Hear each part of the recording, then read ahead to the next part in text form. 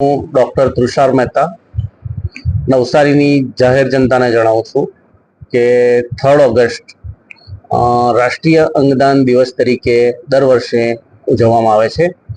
એના સંદર્ભમાં આપણે નવસારી સિવિલ હોસ્પિટલ ખાતેથી અંગદાન જીવન સંજીવની અભિયાન હેઠળ એક રેલીનું આયોજન કરેલું હતું કે જેથી નવસારીની જનતાને અથવા તો અન્ય લોકોને પણ અંગદાન અંગેની જનજાગૃતિ આવે એ અમારો મુખ્ય ઉદ્દેશ્ય હતો।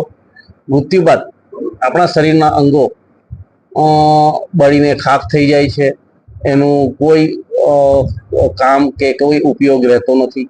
તો મૃત્યુ બાદ આપના અંગો કોઈક બીમાર વ્યક્તિનું જીવન સુધારી શકે કે જીવન બચાવી શકે એનાથી મોટું પુણ્ય કે મોટો એનાથી સારો ઉદ્દેશ્ય કયો હોઈ શકે।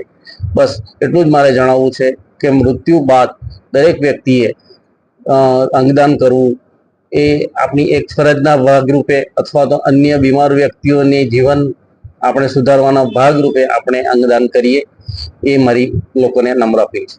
Thank you.